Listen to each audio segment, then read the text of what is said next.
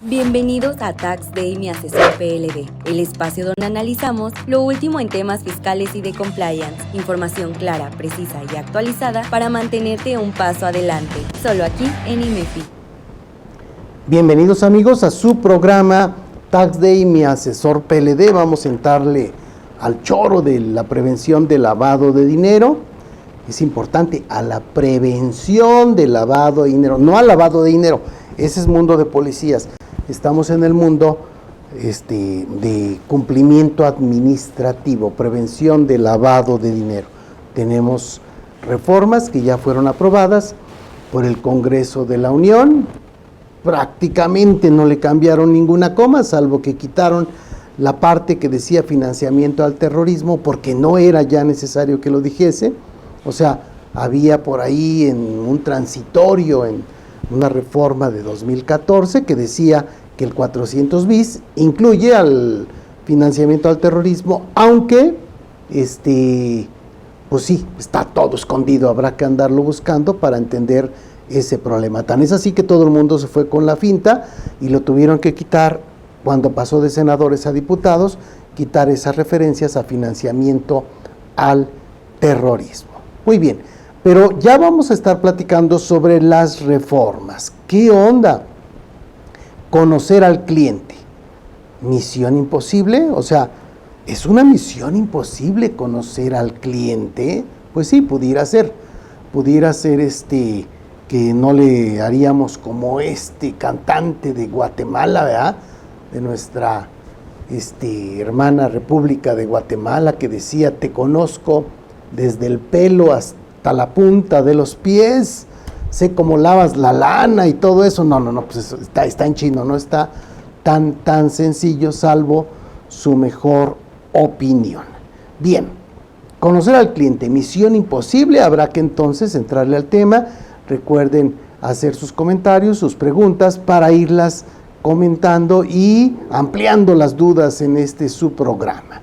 Bien, soy Javier Martínez y mi correo es jmartinez@taxday.com y me encuentran en LinkedIn como Javier Martínez. Como Tax Day estamos por todos lados en redes sociales y ahí también nos pueden contactar. Recuerden que el asesor PLD previene el lavado de dinero y el financiamiento al terrorismo y logra que se cumplan con las obligaciones para evitar sanciones. Esta sería un poco la idea de lo que tenemos que estar cuidando todo el tiempo. Tenemos una LFPORPI, una ley de prevención de lavado de dinero, se llama Ley Federal para la Prevención e Identificación de Operaciones con Recursos de Procedencia Ilícita.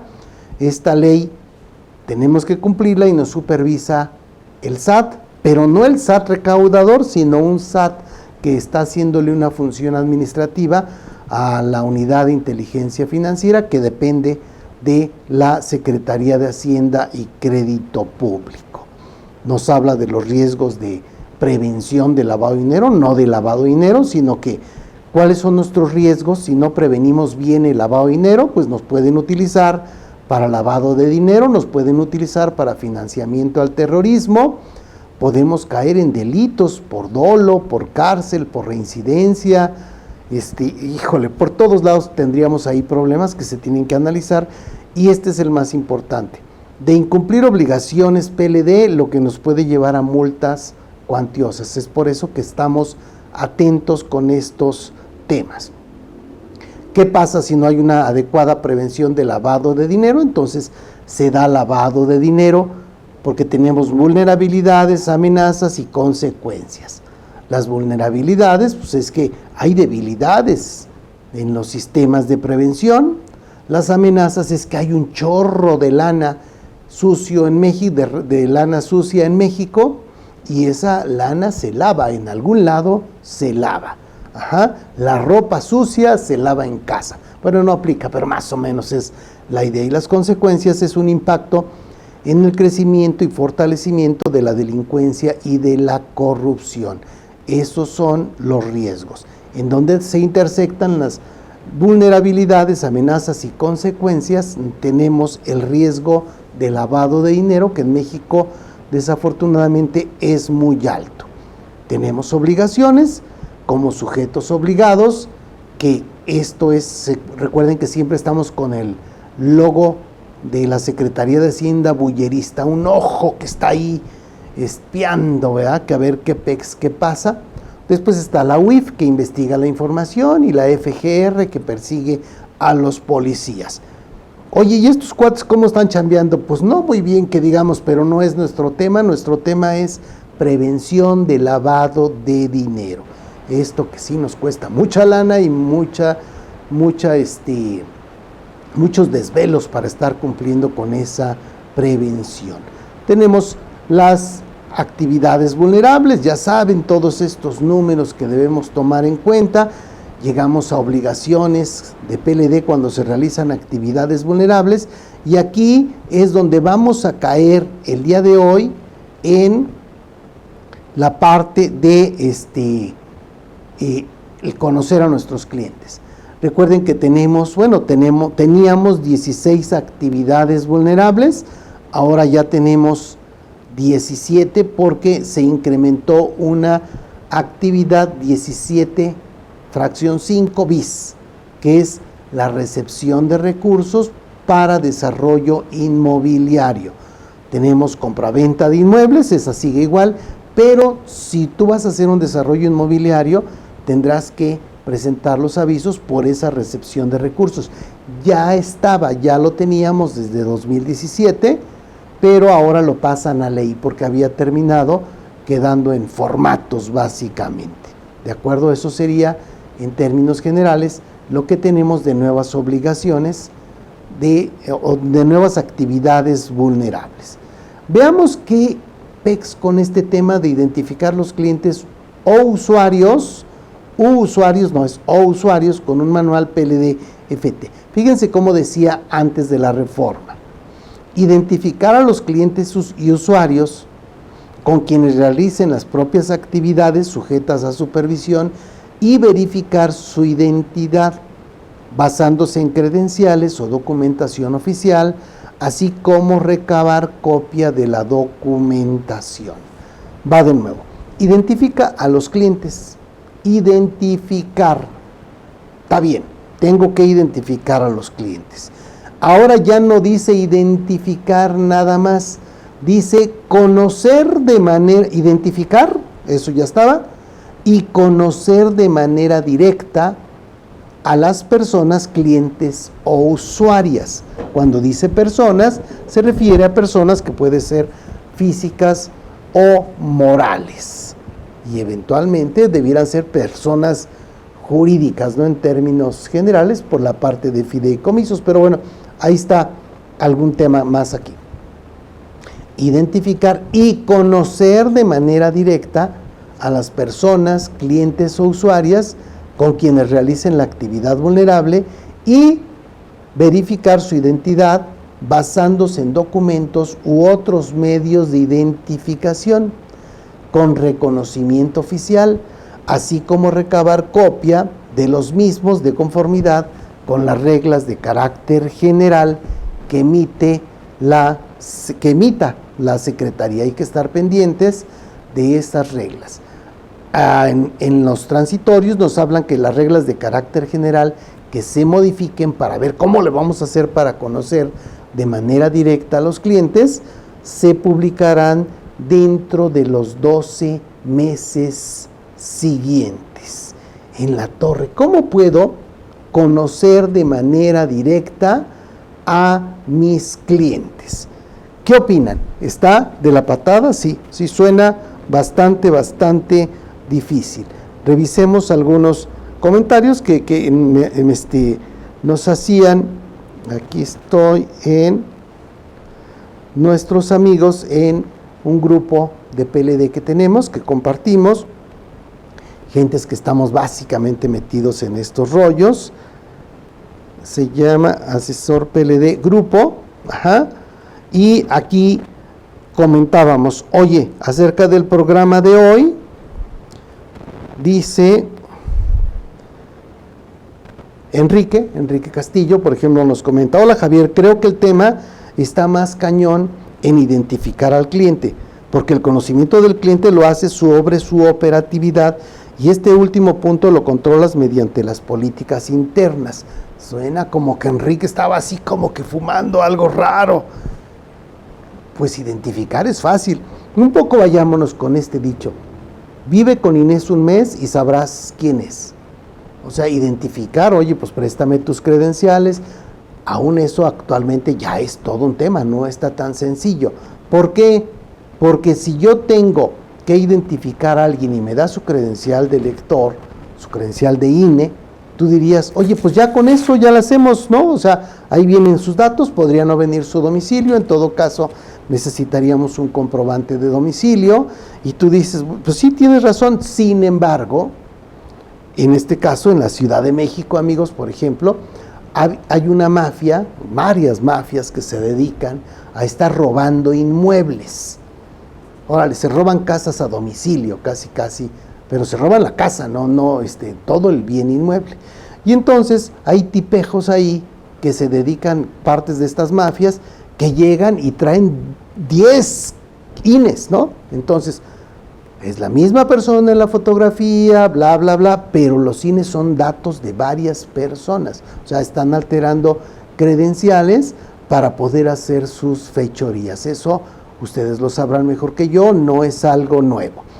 El hecho de que alguien te dé una identificación no quiere decir que sea la persona. Se tendrá que verificar y tendremos que revisar hasta qué punto una credencial nos dice qué hacer.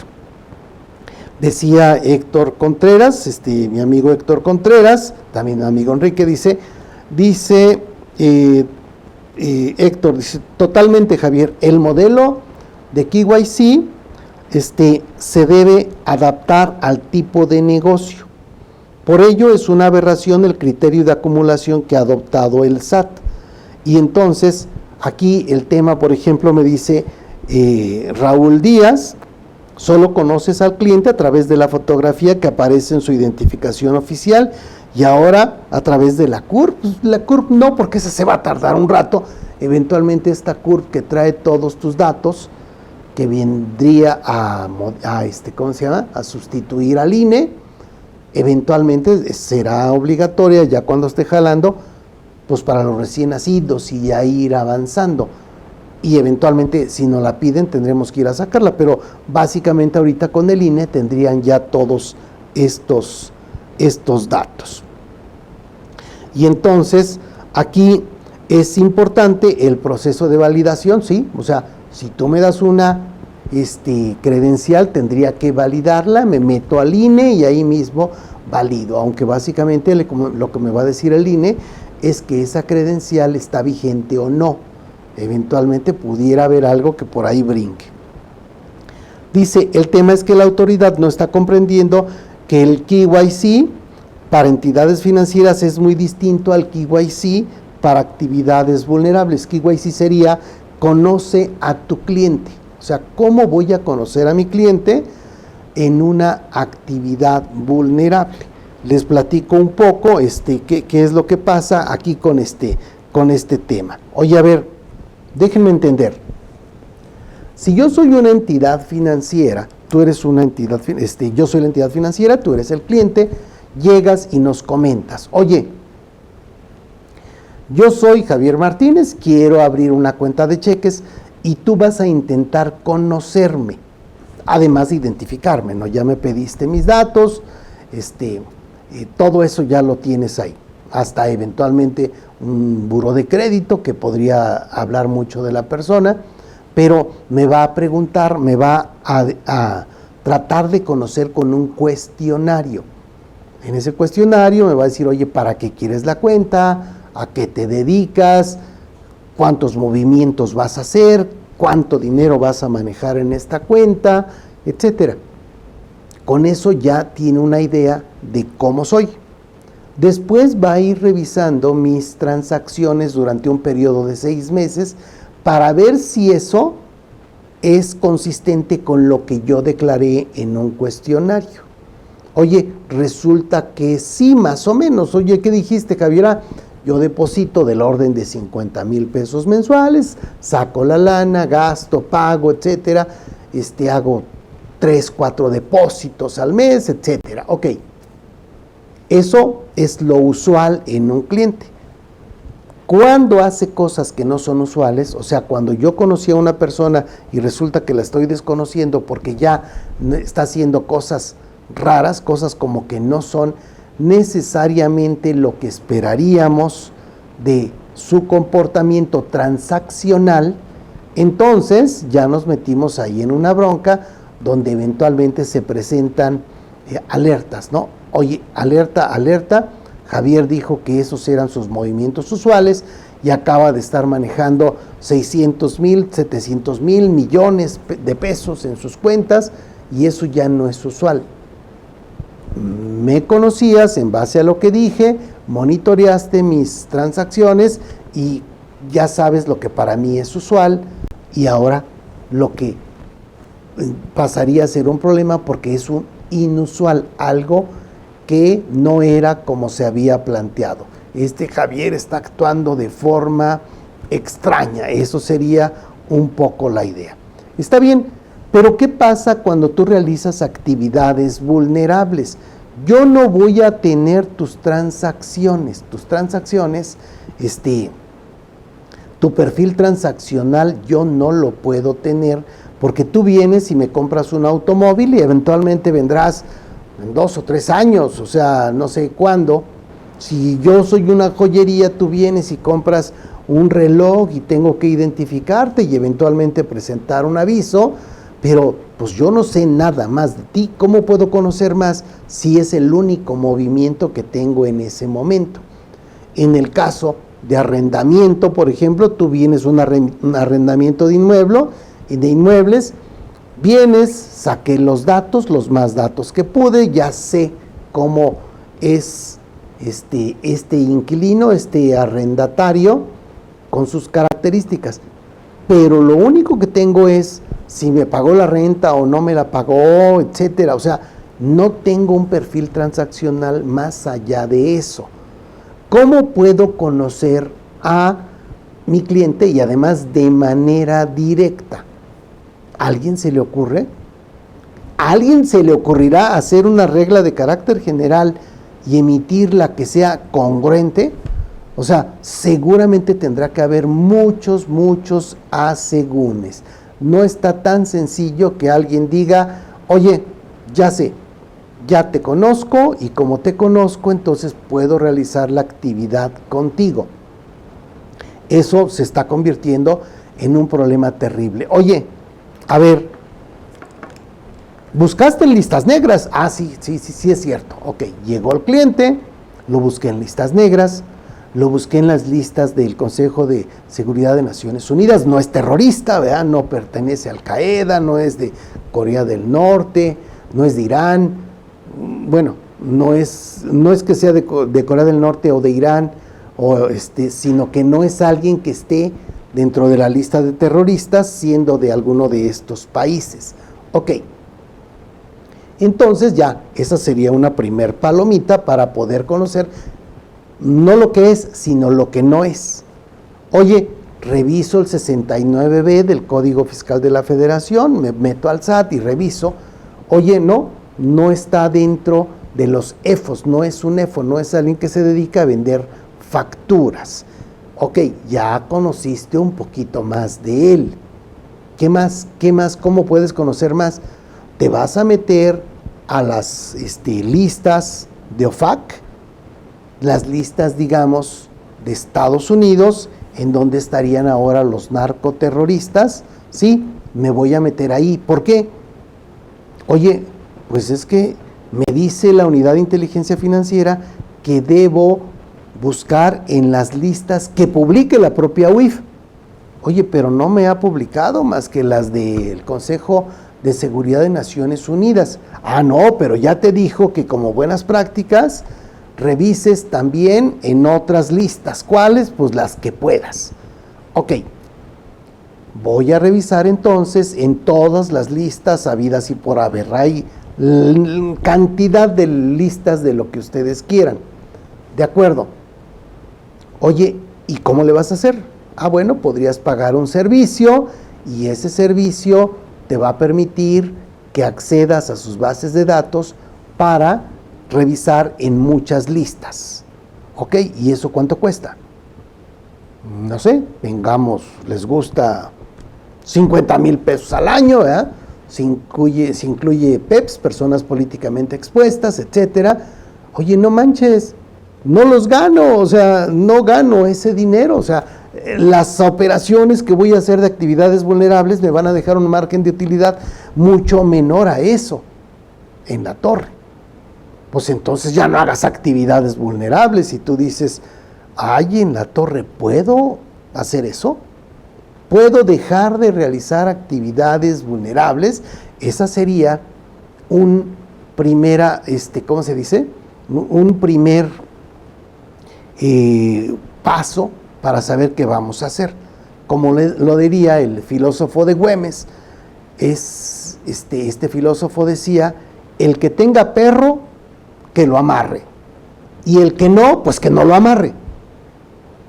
Deja al pinche perro, sácalo, o sea, eventualmente puedes hacerlo, tendrías que revisarlo de esa forma. Ejemplo, mi empresa otorga préstamos, ¿por qué? Pues porque le presto al trabajador, le presto a alguien más, intercompañías. Nueva política, no le presto a nadie, no le presto ni madres a nadie. ¿Por qué? Porque caería en una actividad vulnerable que me llevaría a tener que gastar lana nada más para poder consultar listas. Y de ahí para allá vamos contándole más. Esperamos sus comentarios, vámonos a corte y regresamos para revisar más de lo que puede estar ocurriendo aquí. Recuerden que lo que tenemos es este cambio que leemos. Ahora tenemos que identificar y conocer de manera directa a las personas, clientes o usuarias con quienes realicen la actividad vulnerable. Ok, pero no sabemos cómo. Las reglas de carácter general tienen 12 meses para que las expidan y después, para tratar de entenderlas, tendremos que dedicarle otro rato. Vámonos a corte. Hola amigos, ¿cómo están? Mi nombre es Francisco Yáñez. Te quiero invitar a poder cursar un tema muy interesante. La figura de CUFIN, CUCA, reparto de dividendos. El tema de cómo una persona moral, el capital que tiene lo transmite a sus socios, a los dueños. Y la manera de cómo el impuesto tal vez ya no tendría que pagar impuestos porque tal vez ya lo hizo y se controla a través de estas cuentas fiscales. Con ejercicios actualizados, con puntos donde vamos a poder analizar y practicarlo. Te esperamos.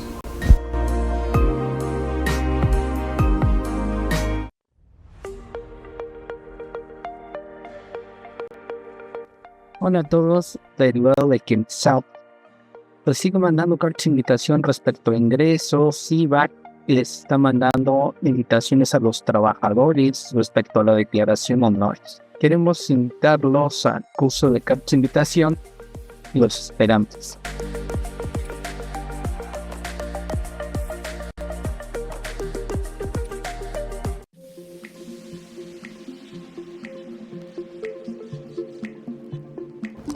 Hola, mi nombre es Hipólito Romero y tengo el gusto de invitarte al próximo curso que daremos aquí en IMEFI relacionado con el tema cómo atender una visita de inspección de la STPS.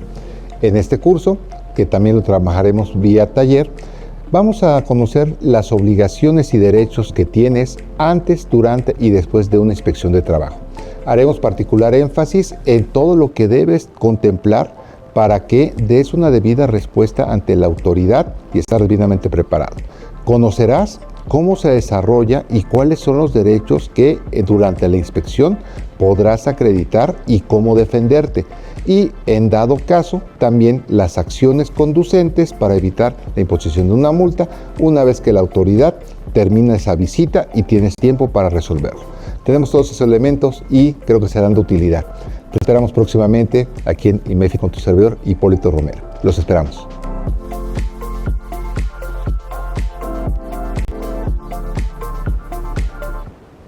Vale, vamos a echarle una pequeña ojeada a los textos que tenemos de la reforma. Seguramente ustedes ya habrán estado revisando los diferentes puntos que tenemos. Al día de hoy no se han publicado en el Diario Oficial de la Federación, a menos de que se publiquen ahorita en la tarde, pero al día 7 del 25, que suma 7 también, no se han publicado. Fíjense, si nos vamos directamente, voy a irme hasta, ya nos definen cliente y usuaria, desarrollo inmobiliario, perdónenme la mareada, pero ya estaríamos ahí. Me quitan toda la parte de financiamiento al terrorismo porque, les decía, hay un transitorio de 2014 en el que ya nos decía, no, el 400 bis ya incluye financiamiento al terrorismo, y me empieza a decir, por ejemplo, PEPS. Estamos hablando de conocer a tu cliente. ¿Qué PEPS? Pues que tengo que saber si es PEPS. Dice, persona políticamente expuesta, aquella persona física que desempeña o ha desempeñado funciones públicas en territorio nacional o en un país extranjero, así como a las personas relacionadas con ellas, que cumplan con las condiciones y características que se establezcan en reglas de carácter general.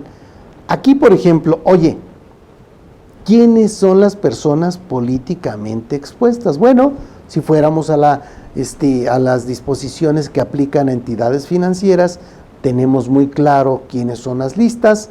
Hay una lista de la Comisión Nacional Bancaria y de Valores donde nos dice qué puestos ocupan las personas políticamente expuestas. Estas personas políticamente expuestas no nos dicen el nombre, nos dicen el puesto que ocupan. Lo que nosotros hemos hecho dentro de los manuales es que le pregunto al cliente, oye, ¿eres persona políticamente expuesta? ¿Sí o no? ¿Eres alguien que se asimila a una persona políticamente expuesta? ¿Sí o no? ¿Quiénes se asimilan? Bueno, pues están básicamente también dentro de las disposiciones de entidades financieras muy claramente quiénes son ellos, ¿no? Serían sus familiares cercanos y las empresas que tengan que ver con él o con sus familiares cercanos en términos generales. Aquí no me dieron esos conceptos, sino tendré que esperar a ver qué me dicen en las reglas de carácter general. Nos hablan del representante, cosas que ya están ahí, y del riesgo. Fíjense bien, riesgo, la probabilidad de que las actividades vulnerables puedan ser utilizadas para llevar a cabo actos u operaciones a través de las cuales se pudieran actualizar los delitos de operaciones con recursos de procedencia ilícita, que ya incluye el financiamiento al terrorismo, los delitos relacionados con estos y con las estructuras financieras de las organizaciones delictivas, así como evitar el uso de los recursos para su financiamiento. Entonces, cuando yo digo aquí riesgo, me refiero a que debo medir el riesgo de mi empresa y debo después medir el riesgo de cada uno de mis clientes. Oye, pues explícame cómo. Sí, lo veremos, estaríamos platicando sobre estos puntos, pero ahorita pensemos un poco más de todo lo que debo conocer. Debo saber si eres PEPS, debo saber cuál es tu grado de riesgo, y ya me voy a ir un poquito más adelante porque quiero ver aquí, no, ya me pasé, aquí, ¿qué pasa ya estoy con los transitorios? Una vez les comento los transitorios. Dicen, vigencia a partir de que se publiquen en el diario oficial. Modificar las reglas dentro de los 12 meses siguientes. O sea, todas las reglas se van a mover dentro de las 12 meses siguientes. Dice, la Secretaría, previa opinión del SAT, modificará las reglas de carácter general de la presente ley dentro de los 12 meses siguientes a la entrada en vigor de este decreto. Me dice también que hay programas de capacitación anual, no solo son de capacitación, son programas de una vez lo cambio aquí, difusión y capacitación anual con año de calendario. Nos dice que así debe hacerse. La capacitación en el primer año de operaciones será evidentemente irregular, o sea, no será de 12 meses, y las obligaciones nuevas del artículo 18 entrarán en vigor conforme a las reglas de carácter general. Tendré que llegar nuevamente a las reglas de carácter general. En el artículo 18 ahora tenemos 11 fracciones, había 6 fracciones. Las obligaciones que están del 7 al 11, estas tendremos que cumplir con ellas conforme a las reglas de carácter general.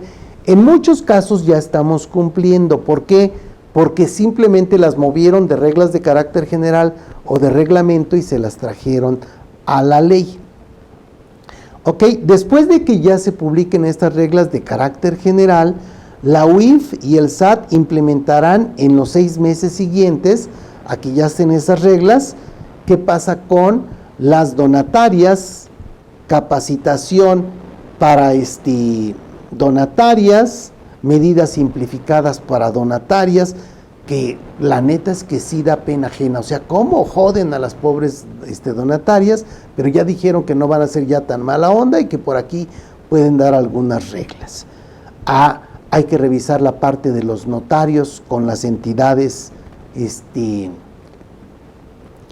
federativas, porque todas las sociedades mercantiles vamos a ir a revisar nuestro tema de beneficiario controlador en la Secretaría de Economía, pero las sociedades civiles y asociaciones civiles tendrán que hacerlo con el registro público de la propiedad estatal, y ahí tendremos que ver qué es lo que van a hacer con estos puntos. Y también les dijeron, por cierto, no hay presupuesto adicional por cambios. O sea, oye, pero esto hay que meterle lana para que funcione. No, no hay presupuesto adicional. ¿Por qué? Pues porque no tenemos dinero. ¿Cómo que no tenemos dinero? ¿No me estás diciendo que estás rompiendo récords en recaudación y todo ese choro mareador? No preguntes, simplemente no hay más dinero. Ajá, y las medicinas, bueno, eso luego hablamos, pero para esto tampoco hay lana. ¿De acuerdo? En el 400 bis quitaron la parte de financiamiento al terrorismo, entonces habrá que ya ver en la publicación del Diario Oficial cómo quedó exactamente.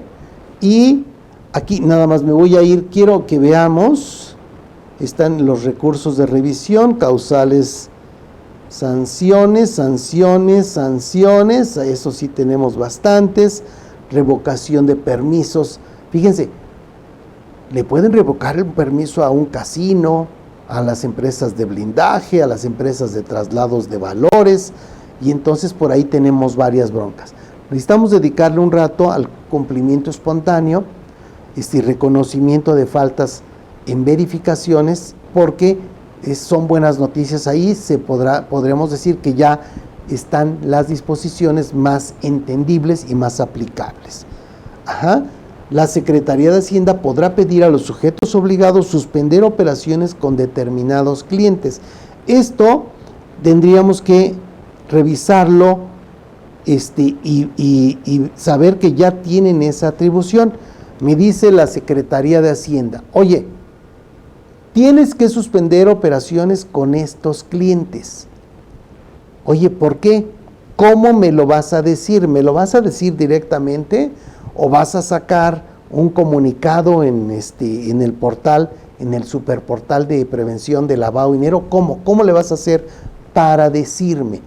Pudiese ser esa parte. Fíjense, aquí dice, la Secretaría podrá determinar conforme a los mecanismos que para tal efecto se emitan en las reglas de carácter general, que quienes realizan actividades vulnerables suspendan de manera temporal la realización de actos u operaciones con determinadas personas, clientes o usuarias, en tanto se subsane o resuelva el procedimiento establecido en dichos mecanismos. Fíjense que, nada más les comento aquí, en el caso, si le ponemos aquí una nota, 2 puntos, en las entidades financieras tenemos las listas de personas bloqueadas. Este tema también deben haberlo ya escuchado. estas listas de personas bloqueadas,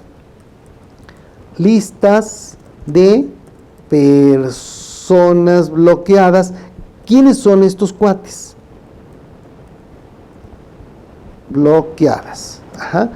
Estas listas de personas bloqueadas lo que hacen es que nos dicen como entidad financiera, oye, a estos cuates les congela su lana, no puedes hacer ninguna operación con ellos hasta que vengan a la unidad de inteligencia financiera y me expliquen qué está ocurriendo, por qué están haciendo cosas raras.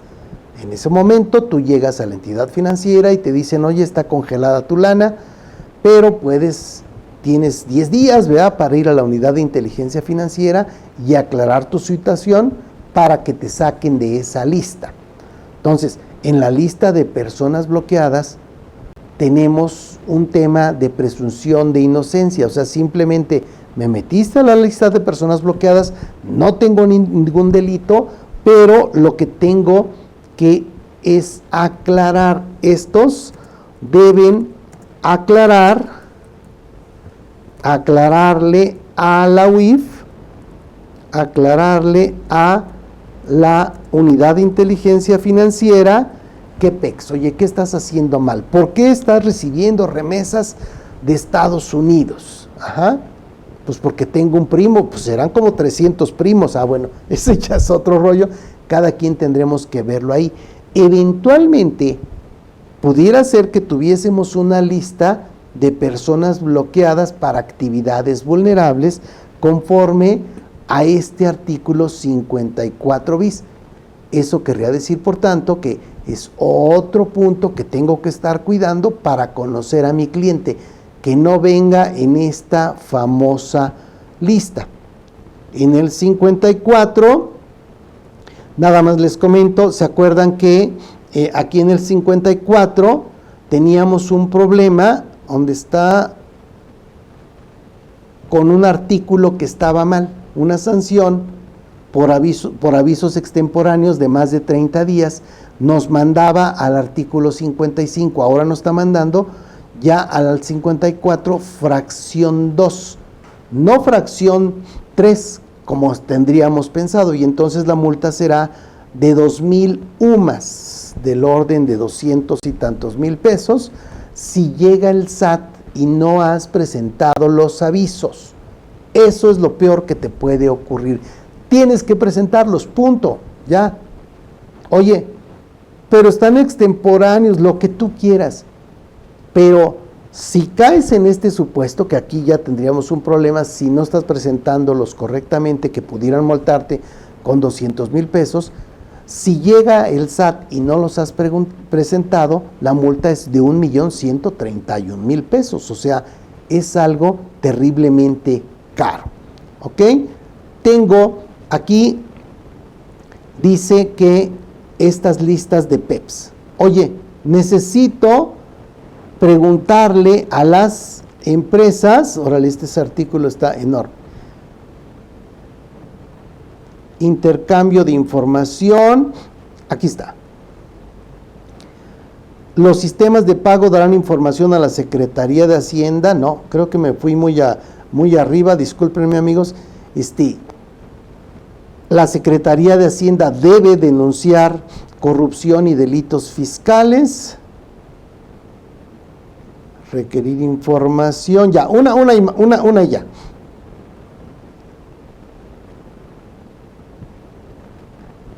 Dice beneficiarios con esta es a la que me quiero mirar. Fíjense, hay un nuevo capítulo 4 bis, lo habíamos comentado en el programa anterior y decíamos, oye, ahora tenemos un beneficiario controlador.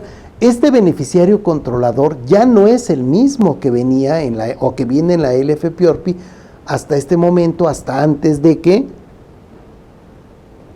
se publiquen en el Diario Oficial de la Federación las reformas. Dice, las sociedades mercantiles deben determinar al beneficiario controlador, o sea, este beneficiario controlador dice, las sociedades mercantiles deben atender los requerimientos realizados por las autoridades competentes conforme a esta ley para determinar claramente a quien sea su beneficiario controlador y conservar la información que lo soporte. O sea, a ver, debo atender un requerimiento conforme a la LFPORPI y con eso debo identificar a el beneficiario controlador. Sí, eso es parte del conocimiento del cliente. Tengo que ver si tiene un beneficiario controlador y si sabemos quién es este beneficiario controlador. Ok. ¿Y por qué me lo dices aquí? ¿Por qué no me lo dices en el Código Fiscal de la Federación? No, espérate, en el Código Fiscal de la Federación es otro choro. Allá metimos al beneficiario controlador con características diferentes, y allá para pedirte la información del beneficiario controlador tengo que hacer un requerimiento específico fundando y motivando por qué te estoy pidiendo esta información. Aquí lo que va a decir en términos generales, oye, mándale a todas las sociedades mercantiles, por ejemplo, que vayan a la Secretaría de Economía y que inscriban a su beneficiario controlador. Oye, ¿y mi capa de Harry Potter? Porque se supone que yo puedo o tengo, para mí es legal el tener una holding con la idea de tener un velo corporativo. O sea, ¿por qué tendría que saber todo el mundo quién es el beneficiario controlador persona física?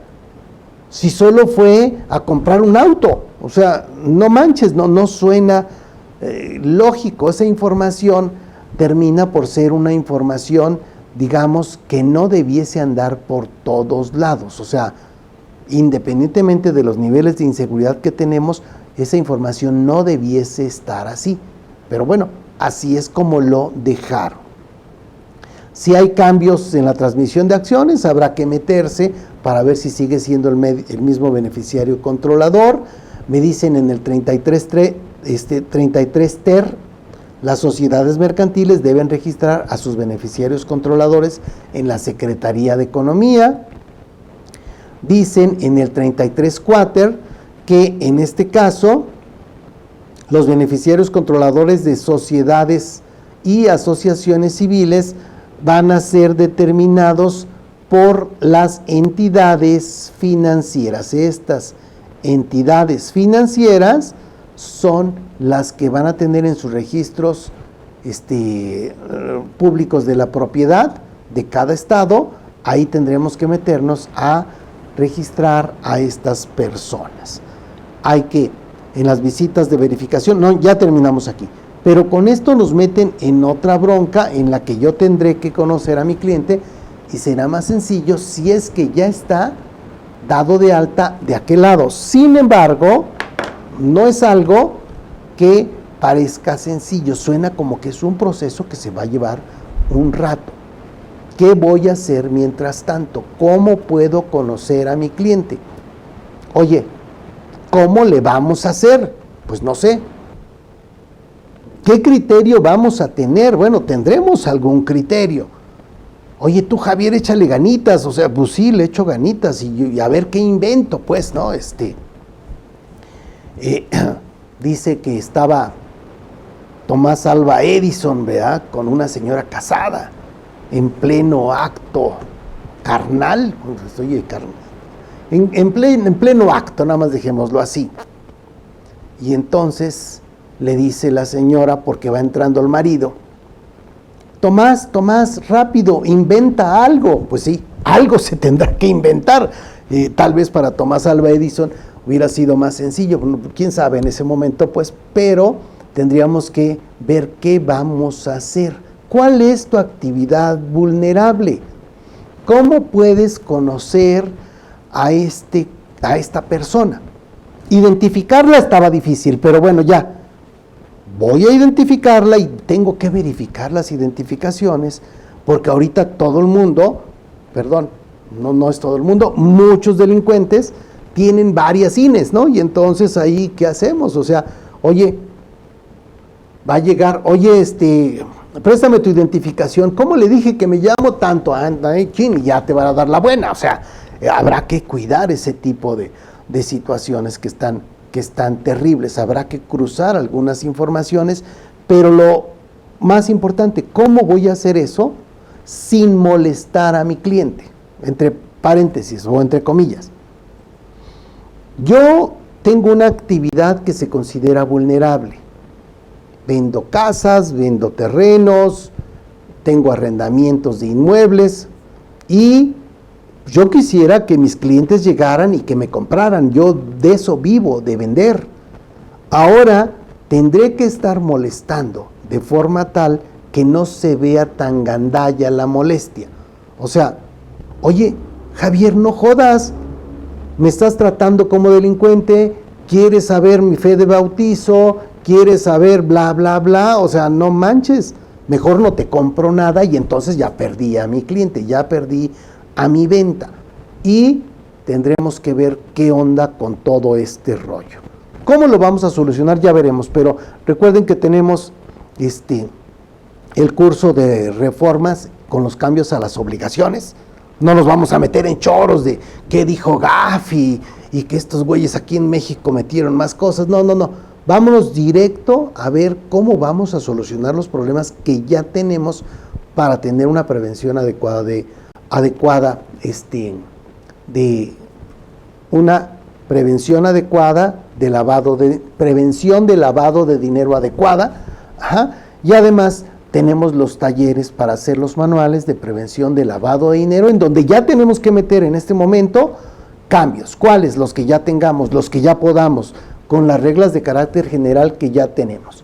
Recuerda que si vienes a un taller de estos presenciales para hacer tu manual de prevención de lavado de dinero, vamos a llegar a alguna solución, vamos a solucionar los puntos que se tengan que solucionar, pero si después resulta que hay una regla que nos permite hacer otra cosa, te la comunicaremos de inmediato para que modifiques en su caso el manual con el que saliste, ¿no? Porque de estos talleres tú sales con tu manual, que esa sería la promesa. ¿De acuerdo? Bien, amigos, se acabó nuestro tiempo, nos vemos el próximo lunes, seguiremos revisando estas reformas, esperemos que ya estén publicadas en el Diario Oficial de la Federación. Recuerden que todas estas reformas se hicieron antes de que, vienen de octubre del año pasado, antes de que Trompetas decidiera que nuestros santos grupitos delincuenciales son narcoterroristas. Entonces, pudiera ser que eso nos lleve a ver situaciones que nos lleven a otros cambios en el corto plazo. ¿De acuerdo? Muy bien. Su amigo Javier Martínez, nos vemos en la siguiente. Bienvenidos a Tax Day, mi asesor PLD, el espacio donde analizamos lo último en temas fiscales y de compliance. Información clara, precisa y actualizada para mantenerte un paso adelante. Solo aquí en IMEFI.